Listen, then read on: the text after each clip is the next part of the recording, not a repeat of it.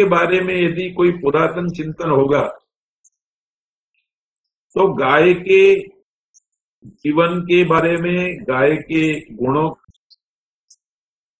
पर, गाय के जीवन में अपकर्ष आ जाए,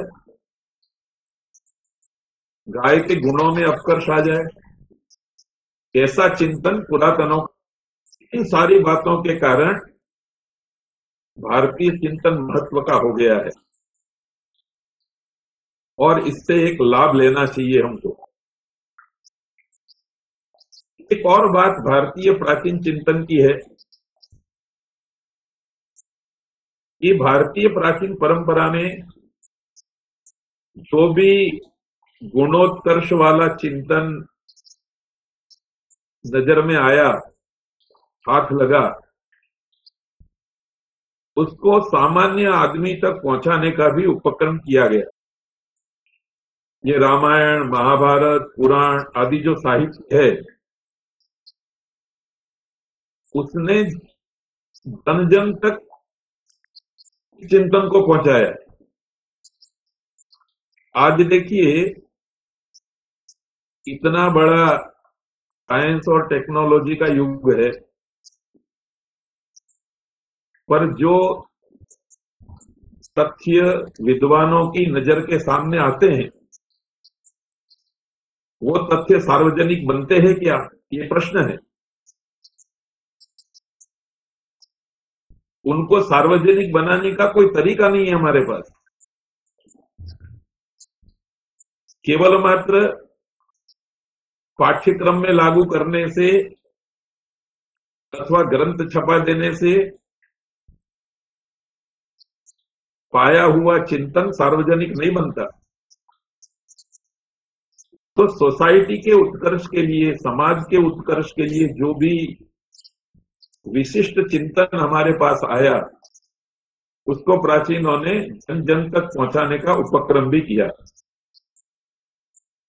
इस पृष्ठभूमि पे अब आगे चलते हैं। मानव और समाज के बारे में प्राचीनों का चिंतन क्या रहा।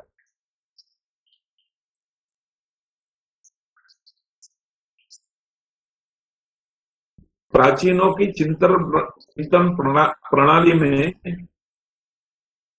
सबसे पहला काम लक्षण देने का होता है। लक्षण का मतलब यह है कि आप जिस वस्तु के बारे में बात करेंगे, उस वस्तु को डिफाइन कीजिए। आप समाज के बारे में बात करना चाहते हैं तो समाज क्या है, उसका लक्षण दीजिए। और ये लक्षण 3 बातों का ध्यान रख करके दिया जाता है। थोड़ी टेक्निकल बात है, हमारे विद्यार्थियों की समझ में नहीं आएगी, पर सुनने जैसी है। डेफिनेशन का मतलब यह है कि ये डेफिनेशन जहां लागू पड़नी चाहिए वहां लागू पड़े, जहां लागू नहीं पड़नी चाहिए वहां तक वो जाए नहीं, और वो असंभव भी नहीं होनी चाहिए। तो अतिव्याप्ति, अव्याप्ति और असंभव दोष से युक्त लक्षण नहीं होना चाहिए। इसी संस्कृत वालों की एक परंपरा रही। इसी के आधार पर अब हमें सबसे पहले विचार करना है कि मनुष्य क्या है। कि राजनीति शास्त्र में भी, समाज शास्त्र में भी आजकल मानवाधिकार की बहुत चर्चा है, पर मैं ये पूछना चाहता हूं कि मानव का लक्षण क्या है, किसे हम मानव कहेंगे। इसने 1000 आदमियों को मार दिया है, कितनी ही लूट चलाई है, ऐसे आदमी को भी मानव कहा जाएगा। पहले डिफाइन कीजिए, what is man, what is mankind, मानव क्या है। आजकल जितनी भी विचारधारा है, वो केवल मानव को मानव आकृतिमान मानव ये मानकर चलती है। आकार से आदमी दिखाई देना चाहिए, पांव होने चाहिए, सिर होना चाहिए, दाढ़ी मूछ होने चाहिए, और आज के जमाने के हिसाब से तो हाथ में मोबाइल होना चाहिए। इसको मनुष्य माना गया है। वो कपड़े पहनने के बाद चाहिए, स्प्रे भी किए हुए होना चाहिए। इन चिन्हों के आधार पर मनुष्य की पहचान की जा रही है, और इसी पहचान के आधार पर मानवाधिकार का नारा लगता है। और याद रखिए, दुनिया में मनुष्य ही एक ऐसा है जो अपने आकार की हर वस्तु अपने आकार से पहचानी जाती है। मैं आपके सामने पेन ढा करके कहूं ये क्या चीज है,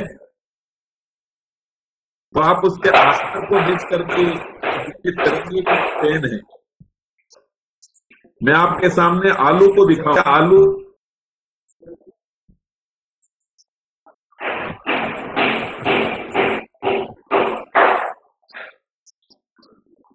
तो है एक कैसे पता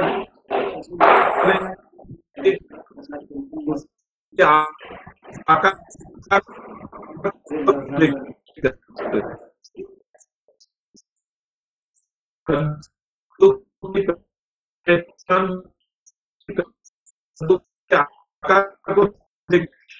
खाती है, दूध पीती है, घी चाट जाती है, पर कुत्ते से डरती, शेर से डरती है।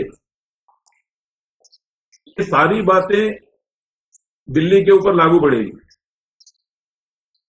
पर दुनिया में एकमात्र मनुष्य एक ऐसा वस्तु है जिसको आकार से नहीं पहचाना जा सकता।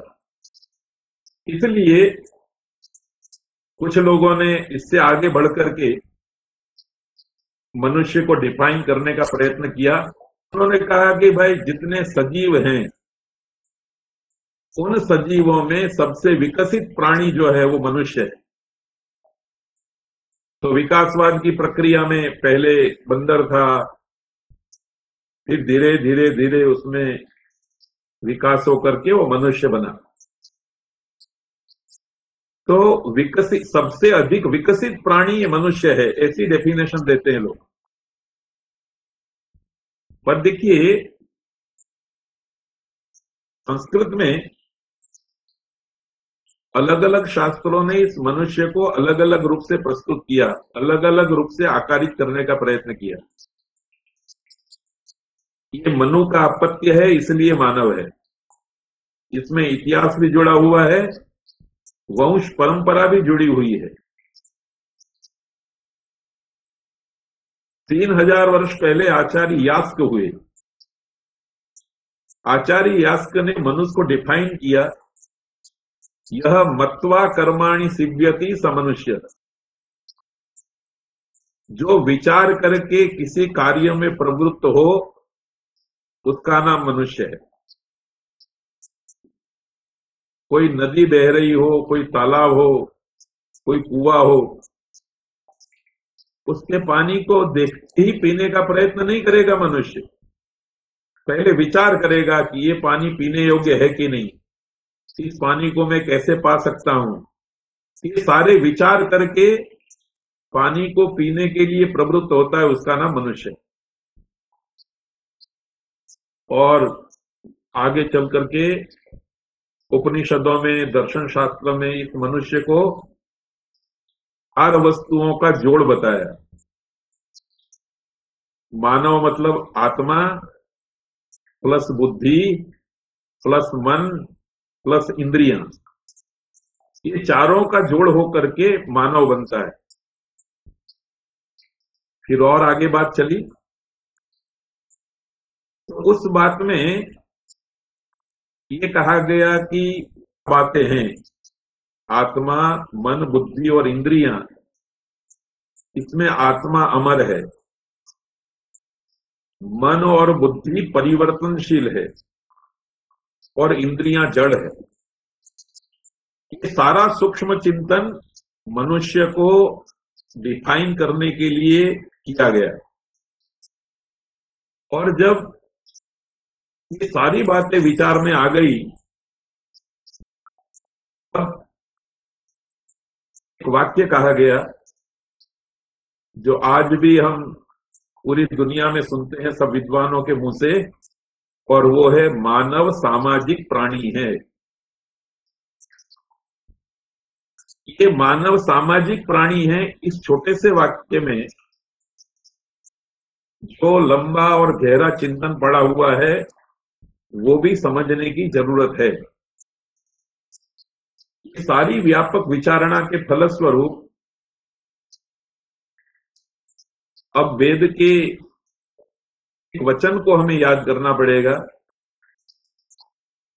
इसमें कहा गया है मनुर्भव। ऋग्वेद के एक मंत्र में ये पदावली आई मनुर्भव, हे मनुष्य तो मनुष्य बन। तो वेद को ऐसा क्यों कहना पड़ा? इसलिए कहना पड़ा, आकृति से मनुष्य मनुष्य नहीं है, मनुष्य को मनुष्य बनना पड़ता है, और मनुष्य को मनुष्य बनना यही मनुष्य का सामाजिकीकरण है। जब तक मनुष्य सामाजिक नहीं बनता है तब तक वह मनुष्य नहीं है। ये हमारी भारतीय सोच है, और केवल भारतीय सोच नहीं है, दुनिया भर में इस सोच को स्वीकार्य रखना पड़ेगा। यदि मनुष्य माता पिता के गर्भ से कोई बालक जन्मा,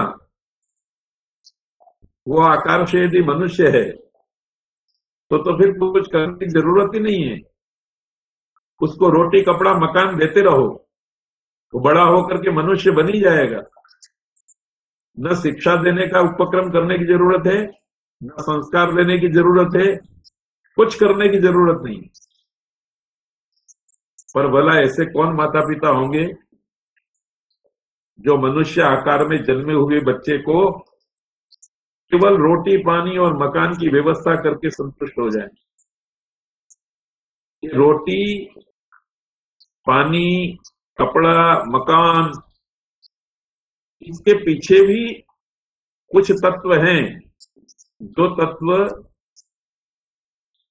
संतान को मनुष्य बनाने के लिए माता पिता को, गुरुजनों को, सोसाइटी को उसमें रखने पड़ते हैं। तो कहीं जाकर के मनुष्य आकार में जन्मा हुआ प्राणी, तो इसके पीछे अर्थात दुनिया में मनुष्य प्राणी ही ऐसा है जो जन्म से लेकर के मरण तक व्यक्तिगत जीवन भी जीता है, पारिवारिक जीवन भी जीता है, और सामाजिक जीवन भी जीता है।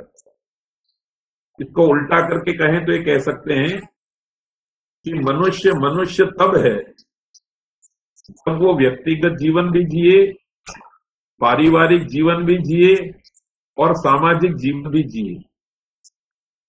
पशु पक्षी प्राणी योनि में ऐसी कोई व्यवस्था नहीं है, सब व्यक्तिगत जीवन जीते हैं। पारिवारिक जीवन और सामाजिक जीवन बहुत थोड़ा है। जब प्रसव का समय आता है तो वो पारिवारिक जीवन जी लेते हैं। कुछ प्राणी हैं तो थोड़ा सा अपना समाज खड़ा कर लेते हैं, पर मनुष्य जिस तरह से व्यक्तिगत जीवन जीता है, पारिवारिक जीवन जीता है और सामाजिक जीवन जीता है, वो अपने आप में अद्भुत है। इसलिए प्राचीन समय में मानव को मानव बनाने के लिए, अर्थात मानव प्रकार से सामाजिक जीवन जिए, ये बताने के लिए एक तत्व की शोध हुई, और उस तत्व का नाम है धर्म। ये धर्म का मतलब संप्रदाय नहीं है। इस तत्व की हम बात कर रहे हैं, वो प्रत्येक मनुष्य के जीवन में धारण करने योग्य तत्व है। मनु ने इसको गिनाया, तितिक्षमा दमो अस्तेयम शौचम इंद्रिय निग्रह धीर विद्या सत्यम क्रोधो दशकम धर्म लक्षण। धृति अर्थात धैर्य रखना मनुष्य को सिखाना पड़ता है। कई श्रोता वर्ग जरा जल्दबाजी करते होंगे कि ये समझ नहीं आ रहा, साहब पूरा करो पूरा करो, तो उनको भी धैर्य रखना पड़ेगा। शायद आगे के समय में कुछ अद्भुत बात भी आपको सुनने को मिले। आप नाराज मत होइए, थोड़े टिके रहिए। और ये वृत्ति केवल मेरे प्रवचन सुनने के लिए नहीं रखनी है। जो व्यक्ति इसको हर क्षेत्र के अंदर धारण करेगा, इसका नाम धर्म है। इसी तरह से क्षमा, दम, अस्तेय, शौच, इंद्रिय निग्रह, की विद्या, सत्य, अक्रोध, इन 10 तत्वों को डिफाइन किया गया और ये अपेक्षा रखी गई कि प्रत्येक मनुष्य के अंदर होने चाहिए। क्यों ये सोचा गया? इसके लिए हम वर्तमान परिप्रेक्ष्य में अपनी रीत से बात करते हैं। देखिए, 4 शब्द मैं आपके सामने रखता हूं, उनको आप यथाशक्ति याद रखने का प्रयत्न कीजिए। एक है विकास, दूसरा है उत्कर्ष, तीसरा है उत्थान और चौथा है उन्नति। प्रत्येक मनुष्य यदि विकास कर लेता है, उत्कर्ष साध लेता है, उत्थान साध लेता है और उन्नति कर लेता है, तो समझना वो सामाजिक बन जाता है। ये उत्कर्ष वगैरह क्या है, इसको समझने के लिए, संक्षेप से समझने के लिए हम 4 प्रतीकों का भी स्मरण करेंगे। आपने किसी पौधे पर कली देखी होगी, कली की सलय, वो जब खिल जाती है तो उसको विकास कहते हैं। बीज जो है वो अंकुरित हो जाता है तो उसको विकास कहते हैं, वो धीरे धीरे आगे बढ़ता है। तो मनुष्य को विकास भी करना है। किसका विकास करना है? केवल मात्र शरीर का नहीं, क्योंकि मनुष्य मात्र शरीर नहीं है। जैसे कि पहले हमने विचार किया, मनुष्य के पास एक आत्मा है, मन, बुद्धि है और इंद्रिय है। ये शरीर की गिनती इंद्रिय में होती है। ये तो खाना खाते रहेंगे, विकास करती रहेगी। और इस शरीर में रखी हुई जो मन और बुद्धि नाम के तत्व हैं, उन मन और बुद्धि को भी विकसित करना है। विकसित करने का मतलब क्या है? हर शरीर के अंदर तो आत्मा बैठा हुआ है, उस आत्मा के पास अपना मन है और अपनी बुद्धि है। और ये मन और बुद्धि कुछ लेकर के बैठी हुई है। कोई गुलाब के फूल के रूप में है, अर्थात कोई गुलाब की कली है, कोई मोगरे की कली है, कोई गेंदे की कली है। अब गेंदे की कली का विकास करके आप गुलाब नहीं बना सकते। गुलाब की कली का विकास करके आप मोगरा नहीं बना सकते। आम की गुठली का विकास करके आप बेर नहीं पा सकते। तो हर मनुष्य के अंदर कुछ आंतरिक तत्व पड़े हुए हैं। उन तत्वों को विकसित करना ये मनुष्य का विकास है।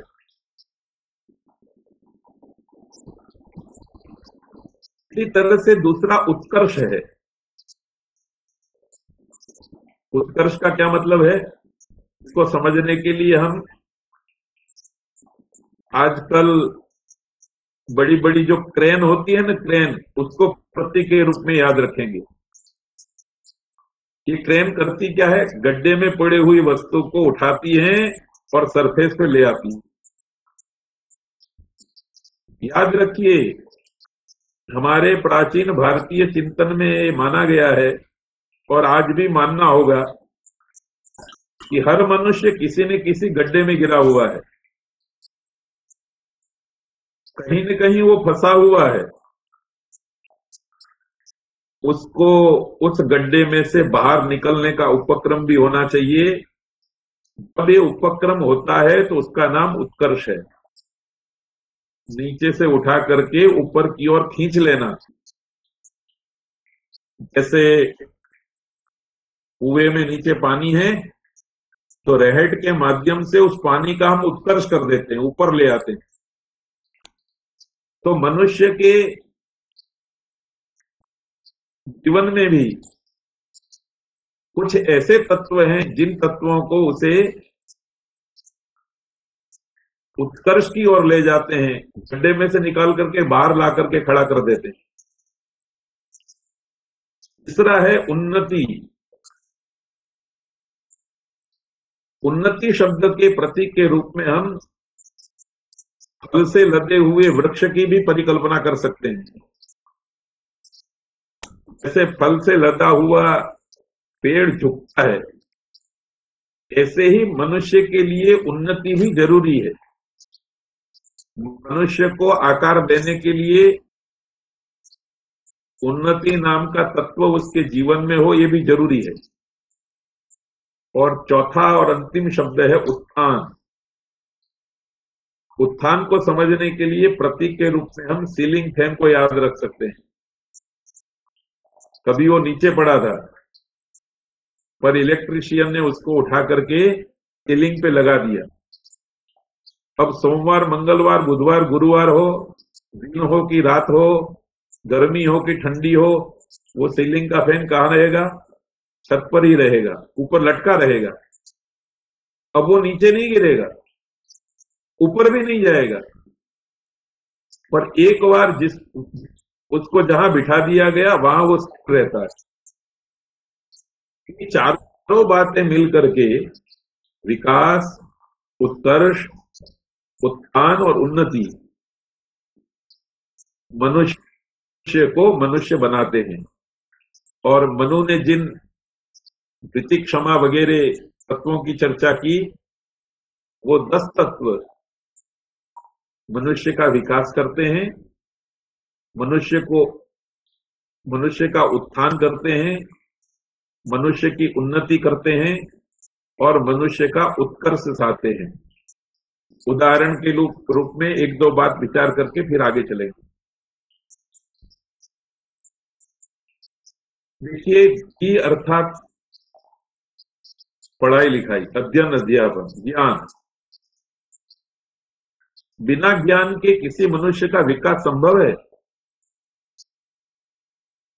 ये अनपढ़ का मतलब क्या है? क्या उसके शरीर का विकास नहीं होता? क्या वो दूर तक देख नहीं सकता? क्या वो पर्वत पर चढ़ नहीं सकता? शरीर की शक्तियां तो उसकी बढ़ती रहती हैं, पर याद रखिए, हर मनुष्य बुद्धि में कुछ न कुछ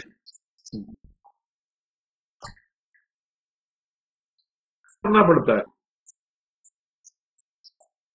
ये विकास की प्रक्रिया मनुष्य को मनुष्य बनाती है।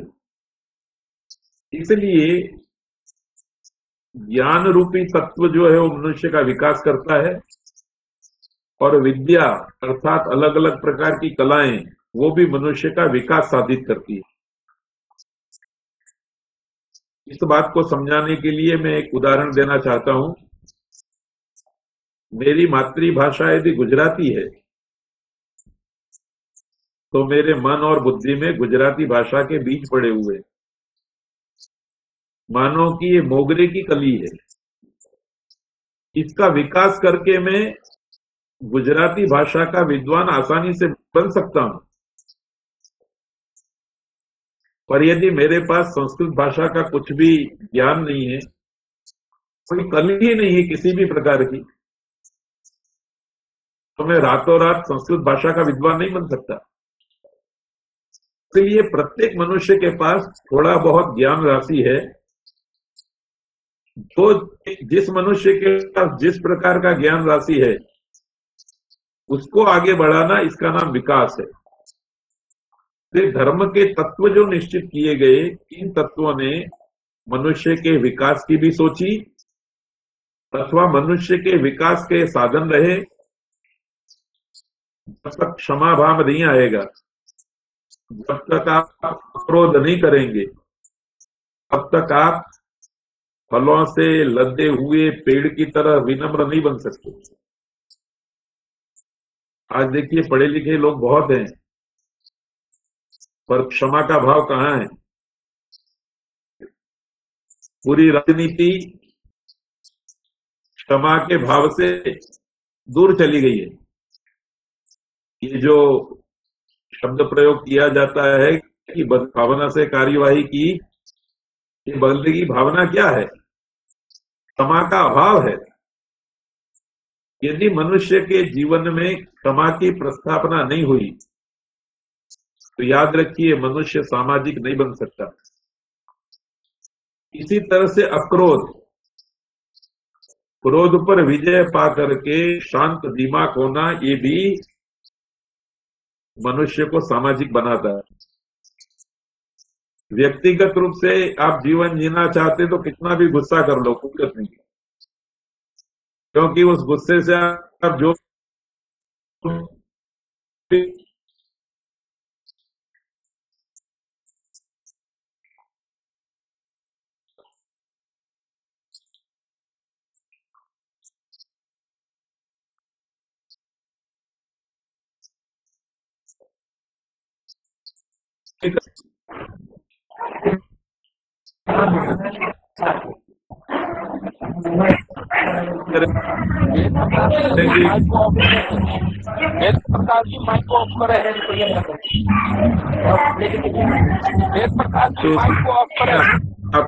आपका नुकसान हो।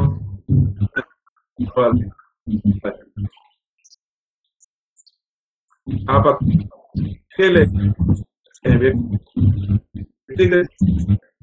जीवन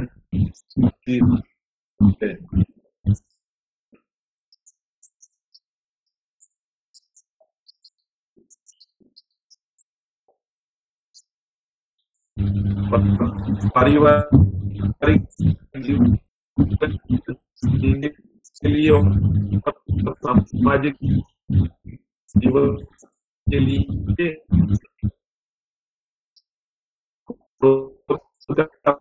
परित्याग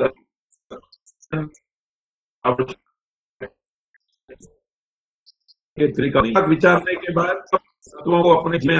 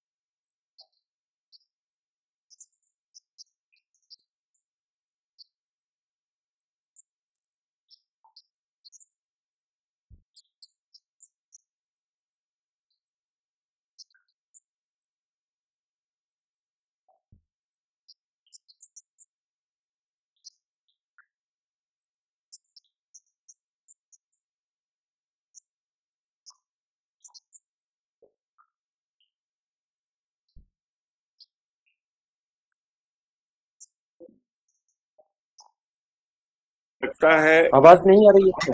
सॉरी सर, हाँ किसी कारण से डिस्कनेक्ट हो गया था। हाँ सर, अब आवाज आ रही है सर? हाँ जी सर, आ रही है सर। जी आ रही है सर। तो इस धर्म तत्व, हाँ इस धर्म तत्व के फलस्वरूप इस जीवन में भी सुख का दावा किया गया और आने वाले जीवन में भी सुख का दावा किया गया। और इतना ही नहीं, आज जब हम संस्कृत के माध्यम से प्राचीन जमाने के व्यवस्थाओं पर नजर डालने के लिए बैठे हैं, तो इस बात का भी हम स्मरण कर लेते हैं कि इन तत्वों के आधार पर प्रत्येक मानव जीवन जिए, इसके लिए एक पुरोहित नाम की एजेंसी, पुरोहित नाम का एक वर्ग खड़ा हुआ, वर्ग खड़ा किया गया उस समय। और उसके पास ये अपेक्षा रखी गई कि आपको त्यागी तपस्वी जीवन जीना है। इसलिए साधनों की दृष्टि से उसके पास कुछ भी नहीं होता था, पर मान की दृष्टि से पूरा समाज उसके सामने नतमस्तक रहता था। ऐसे पुरोहित वर्ग ने घर घर जाकर के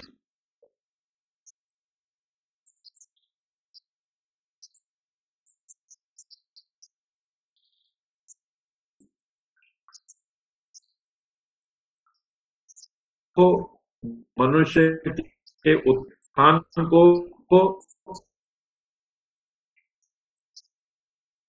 और ये लागू करने के लिए अलग अलग प्रकार के धार्मिक कर्मकांड हमारे यहाँ आए। आजकल नए जमाने में धार्मिक क्रियाकांडों के प्रति उपेक्षा का भाव है, फिर भी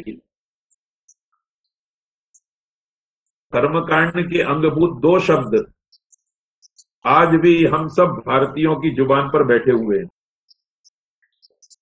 मुझे लगता है जितने लोग मुझे सुन रहे हैं, युवा लोग, उन्होंने भी इन शब्दों का प्रयोग अपने जीवन में अनेक बार किया होगा।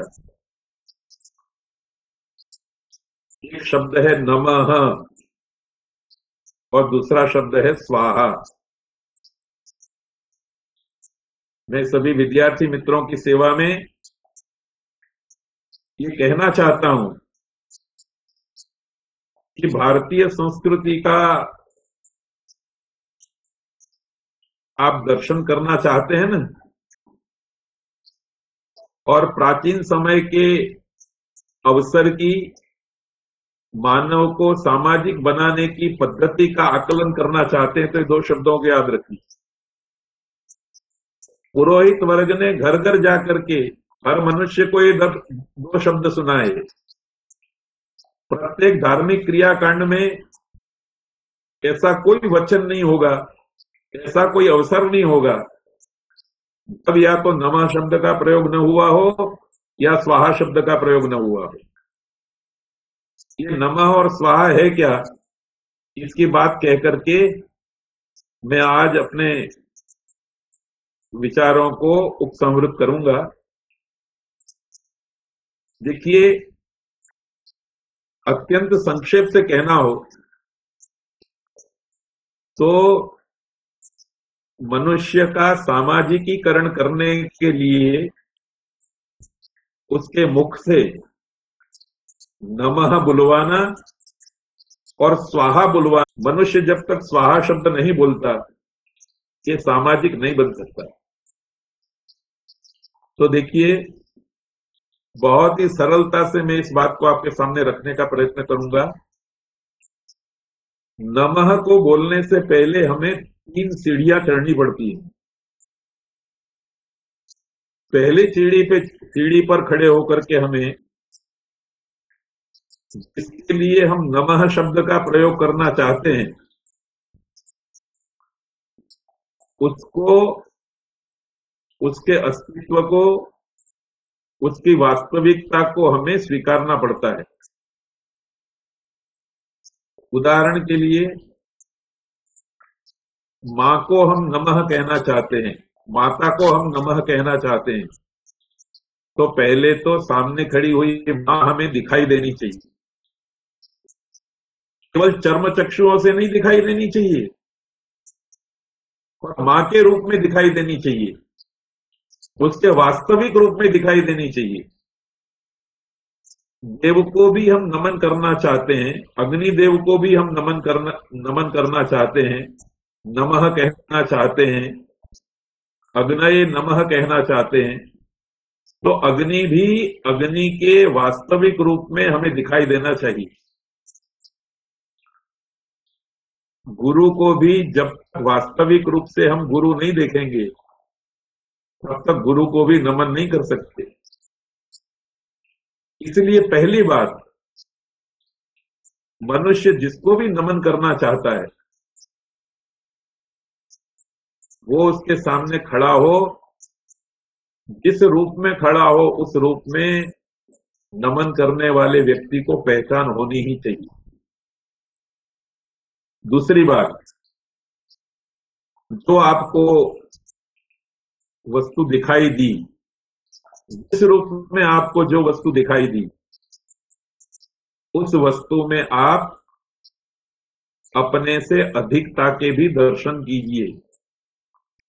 अर्थात आप छोटे हैं, आप अल्प शक्ति संपन्न हैं, और आपके सामने जिसको आप नमन करने के लिए खड़े हैं वो वस्तु महान है, श्रेष्ठ है, आपसे अधिक है। ये भाव भी आपके हृदय के अंदर आना चाहिए। जब तक ये भाव नहीं आता, जब तक इस सीढ़ी पर आदमी नहीं चढ़ता, तब तक नमः बोलने का मौका नहीं आता। तो पहली सीढ़ी ये हुई कि जिसके लिए हमें नमः शब्द का प्रयोग करना है वो हमें अपने असल रूप में दिखाई देना चाहिए। दूसरी सीढ़ी पे चढ़ करके वो हमसे अधिक है, हमसे ज्येष्ठ है, हमसे श्रेष्ठ है, ये भाव आना चाहिए। और तीसरी सीढ़ी पे खड़े होकर के मैं इससे अल्प हूं, मैं इससे हीन हूं, इससे नीचे हूं, अपने को सामने वाले वस्तु से थोड़ा छोटा समझना, ये भाव भी आना चाहिए। हेलो, रखिए, हाँ संतो, याद रखिए, समझ लेना बहुत आसान है, पर सामने वाले के सामने अपने को छोटा समझना ये बहुत मुश्किल कार्य है। पर जब तक आप ये नहीं करेंगे तब तक नमः शब्द का प्रयोग नहीं होगा। अब इन 3 सीढ़ियों के चढ़ने के बाद आप नमः शब्द का प्रयोग करेंगे तो आप मनुष्य बनेंगे, आप सामाजिक बनेंगे। एक उदाहरण के रूप में, जैसे बड़ी बड़ी सभाओं में यदि वक्तव्य देना हो तो हमारे सामने माइक्रोफोन होता है। पहले तो मुझे वो माइक्रोफोन को माइक्रोफोन के रूप में देखना है, और जब माइक्रोफोन को मैंने माइक्रोफोन के रूप में देख लिया तो दूसरी सीढ़ी पे खड़े होकर के विचारना है कि मेरे मुंह से जो आवाज निकलती है ना, उसमें शक्ति कम है, वो 50-100 आदमियों तक जा सकती है, और इस माइक्रोफोन से निकलने वाली आवाज हजारों आदमियों तक जा सकती है। इसलिए मेरे से ये माइक्रोफोन अधिक है, ज्यादा शक्ति संपन्न है, ये भाव भी मेरे अंदर आना चाहिए। और तीसरे सोपान में, ये महान वस्तु है, मैं छोटा हूं, इसलिए मैं छोटा बन करके इस महान अपने आप माइक्रोफोन के प्रयोग करने की मुझे सुविधा भी हो जाएगी, और प्रयोग के बाद माइक्रोफोन को संभालने की भी मेरे मनुष्य के जीवन में सभी पदार्थों के प्रति नमः की ऑटोमेटिकली सामाजिक बन जाता है। और इसी तरह से एक दूसरा शब्द विचारा गया, वो शब्द है स्वाहा। स्वाहा शब्द भी हम किसी के संदर्भ में विचारते हैं, और इस स्वाहा शब्द को बोलने से पहले भी हमें 3 सीढ़ियां चढ़नी पड़ती हैं। सबसे पहली सीढ़ी तो ये है कि मेहनत करके कुछ वस्तुओं को हासिल करना पड़ता है, मेहनत करके कुछ वस्तुओं के मालिक बनना पड़ता है। अब मेहनत करके कुछ वस्तुओं के आप मालिक बन गए, जैसे कि मेहनत करके आपने 50 मन गेहूं पा लिए, खेती करके 50 मन गेहूं पा लिए, तो 50 मन गेहूं के आप मालिक बन गए। ये पहला स्टेप है। दूसरे स्टेप पर ये जो गेहूं के आप मालिक बन गए हैं, उसके 2 हिस्से करने पड़ते हैं, एक बड़ा हिस्सा और एक छोटा हिस्सा, समान हिस्से नहीं। यदि स्वाहा शब्द बोलना है तो छोटे हिस्से को अपने लिए और बड़े हिस्से को दूसरे के लिए करना पड़ता है। तो दूसरे सोपान में खड़े होकर के हमारी मालिकी की वस्तुओं को हमें 2 भाग में बांटना पड़ता है, एक भाग में छोटा हिस्सा और दूसरे भाग में बड़ा हिस्सा। और तीसरी सीढ़ी पे चढ़ करके हमें छोटा हिस्सा मेरे लिए है, बड़ा हिस्सा दूसरों के लिए है, ये भाव बनाना पड़ता है। और जब ये भाव बन गया तो जो बड़ा हिस्सा है ना, वो हिस्सा किसी को देते समय स्वाहा शब्द बोलने का अवसर आता है। तो देखिए, स्वाहा शब्द के प्रयोग के 3 सोपानों को फिर से आप समझ लीजिए। पहले वस्तुओं का मालिक बनना, जिन वस्तुओं के मालिक बने उसमें से एक छोटा हिस्सा और एक बड़ा हिस्सा बनाना, और फिर तीसरे चरण में छोटा हिस्सा मेरे लिए और बड़ा हिस्सा दूसरों के लिए, ये सोचना। ये आ गया, जो बड़ा हिस्सा हमने दूसरों के लिए निकाला है उसको देते समय मुख से स्वाहा शब्द का उच्चारण होता है। तब मनुष्य नमः शब्द बोलने का सौभाग्य प्राप्त कर लेता है और स्वाहा शब्द के बोलने का सौभाग्य प्राप्त कर लेता है, तो अपने आप वो सामाजिक बन जाता है। तो देखिए, उपसंहार के रूप में मैं कहना चाहता हूं, धर्म तत्व को मनुष्य के मन और बुद्धि में बिठा करके उसके मुंह से नमः और स्वाहा शब्द बुलवा करके प्राचीन भारत में मानव को सामाजिक बनाने का उपक्रम होता रहा है। याद रखिए, मानव जीवन अन्य के सहयोग के बिना चल नहीं सकता, अन्य के सहयोग के बिना नहीं चल सकता। ऐसे ही मानव जीवन बिना साधनों के भी नहीं चल सकता। दूसरे व्यक्तियों के सहयोग के बिना जब हमारा मानव जीवन चल नहीं सकता, तो जिनका सहयोग हमें प्राप्त हो रहा है उनके प्रति नमः शब्द का उच्चारण करना, इसी का नाम तो सामाजिकता है। और बिना साधनों के हमारा जीवन नहीं चलता, तो साधन हमको एकत्र करने पड़ेंगे। पर एकत्र किए हुए साधन का 2 भाग करना, उसमें से छोटा हिस्सा अपने लिए रखना और बड़ा हिस्सा दूसरों के लिए। उसमें माता पिता भी आ गए, गुरुजन भी आ गए, पशु पक्षी प्राणी भी आ गए, राष्ट्र भी आ गया, सरकारी टैक्स भी आ गया, बच्चों की फीस भी आ गई, सब कुछ आ गया। ये भाग करना जब तक हमारे जीवन में नहीं आता, तब तक मनुष्य सामाजिक नहीं बनता। इसलिए पारस्परिक मानवीय सहयोग के लिए नमः शब्द का प्रयोग करना आ जाए और साधनों के संदर्भ में स्वाहा शब्द का प्रयोग करना आ जाए, संपूर्ण रूप से सामाजिक बन जाता है। तो धर्म के द्वारा मनुष्य के मुख से नमः, और ये वैदिक समाज ने मनुष्य को सामाजिक बनाने का प्रयत्न किया था। आज भी यदि ये प्रयत्न किया जाता है तो मनुष्य सामाजिक बन सकता है, अथवा मनुष्य में आज भी यदि जितनी सामाजिकता दिखाई देती है उस सामाजिकता में कहीं न कहीं नमः के प्रयोग की गुंजाइश और स्वाहा के प्रयोग की गुंजाइश है। बिना नमः के, बिना स्वाहा के उच्चारण के मनुष्य कभी भी सामाजिक नहीं बन सकता।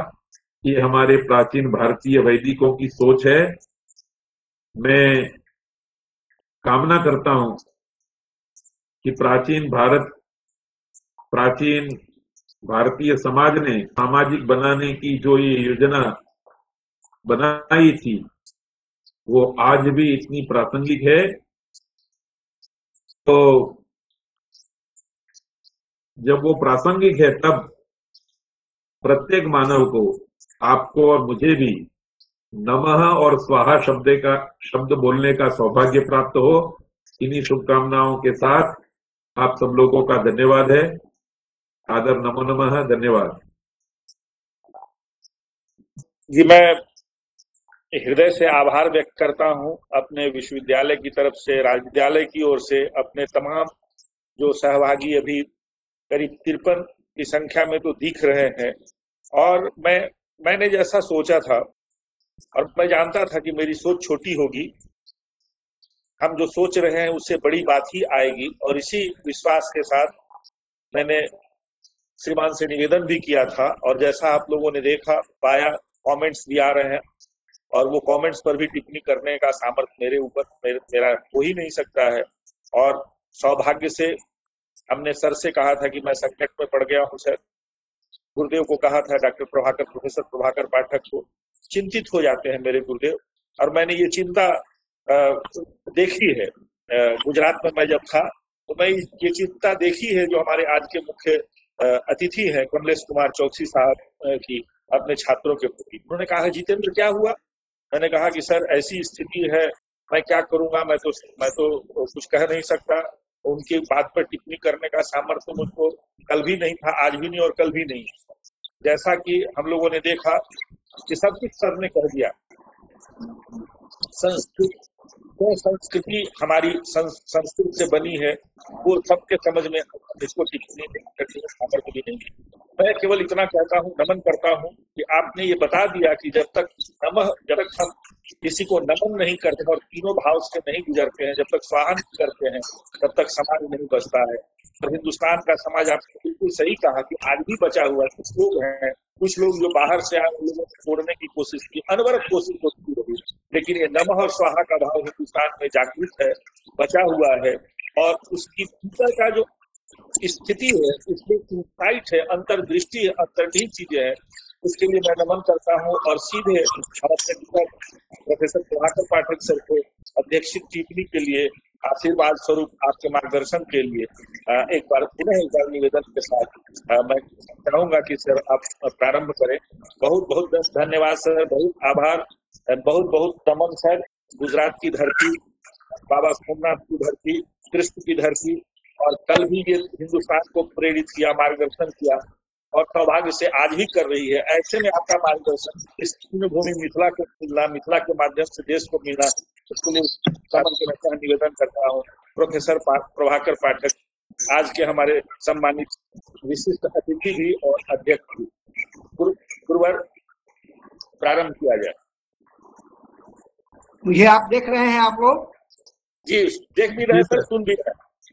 अच्छी बात। जी जी। आज के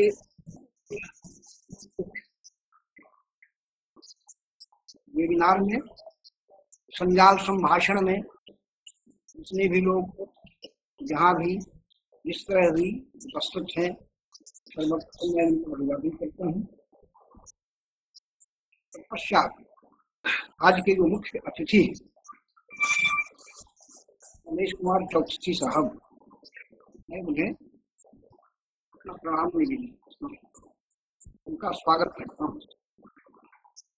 बिहार के मिथिलांचल। चौधरी जी, अनुरोध जी, प्रभाकर सर को छोड़ करके सब लोग कृपया माइक अपना बंद कर लें। प्लीज बिहार सब लोग आप बंद कर लो।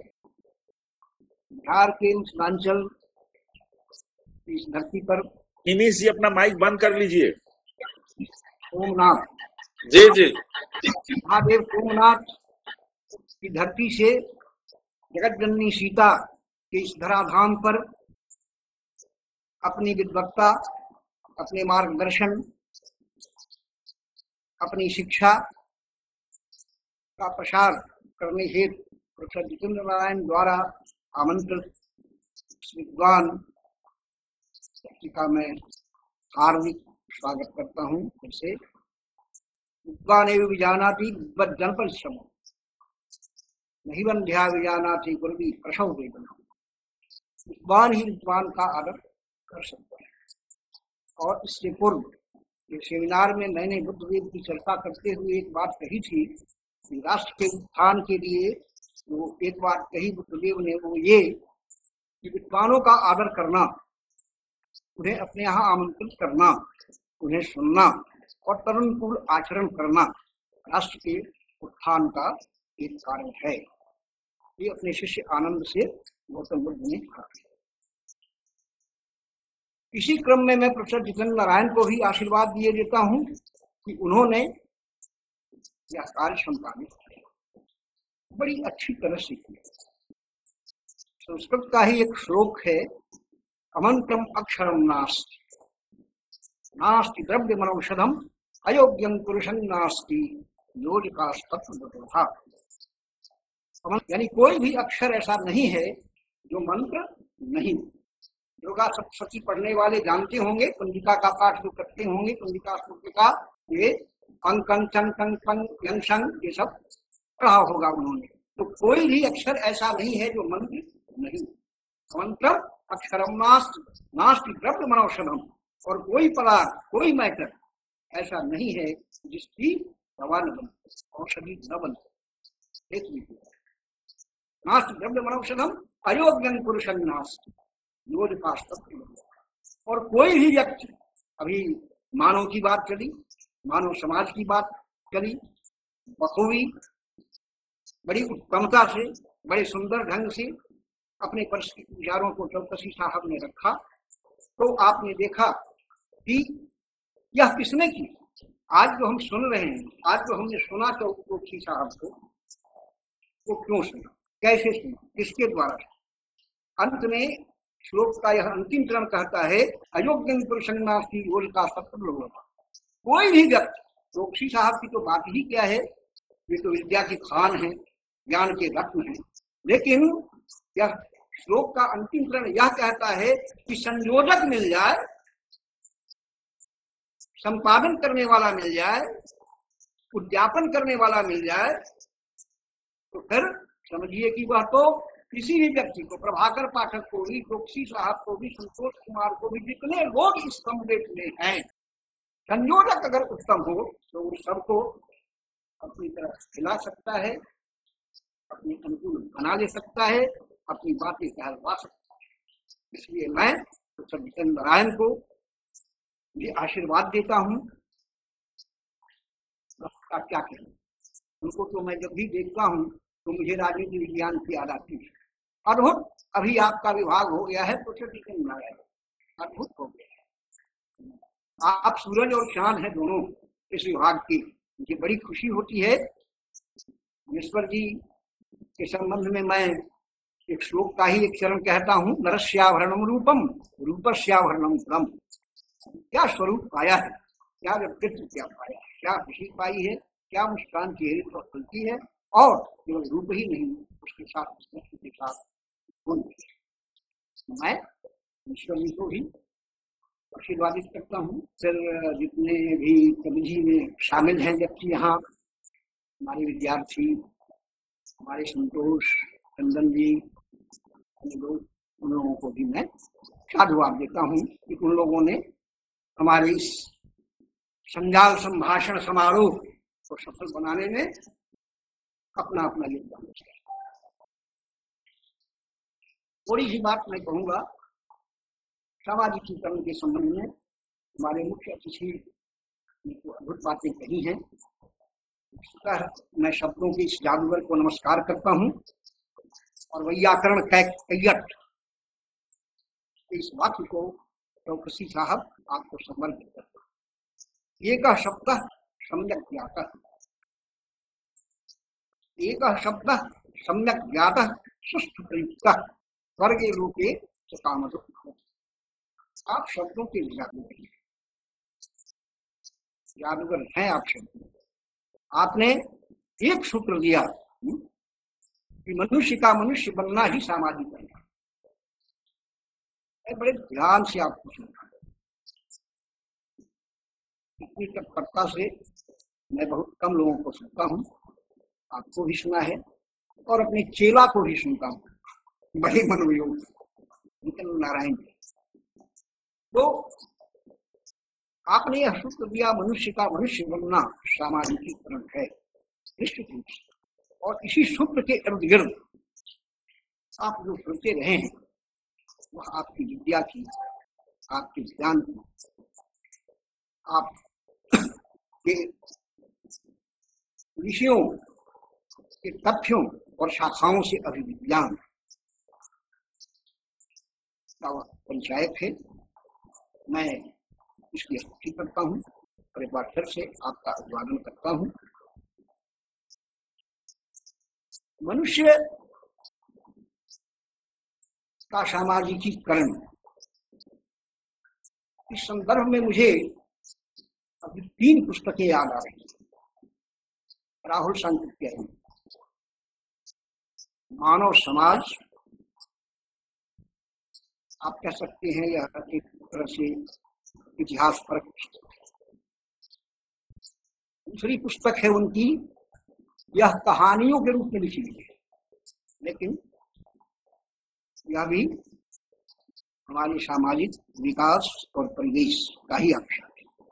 और तीसरी पुस्तक का नाम तो सबने सुना होगा, संभव है इन दोनों पुस्तकों का नाम आपने न सुना हो, लेकिन एक पुस्तक जिसका नाम इन्होंने 22वीं सदी रखा है। आप सभी 20वीं से 21वीं में आए हैं अधिक से अधिक, और राहुल सांकृत्यायन की कठिनाई से यह 35-36 पृष्ठों की पुस्तक का नाम उन्होंने 22वीं सदी रखा। तो ये 3 पुस्तकें मेरे सामने उभर कर आती हैं जब मनुष्य के सामाजिकीकरण की बात। मानव समाज में सांकृत्यायन कहते हैं कि समाज से पहले और व्यक्ति समाज में आता है। व्यक्ति जब समाज में आता है, समाज उसको परिग्रहित करता है, अपने में मिलाता है,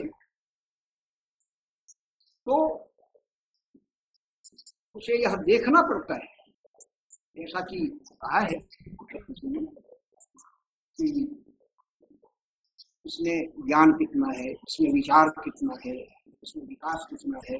बड़े अच्छे ढंग से उन्होंने 4 चरणों की व्याख्या भी की है, विकास की, उत्कर्ष की, ये चारों चीजें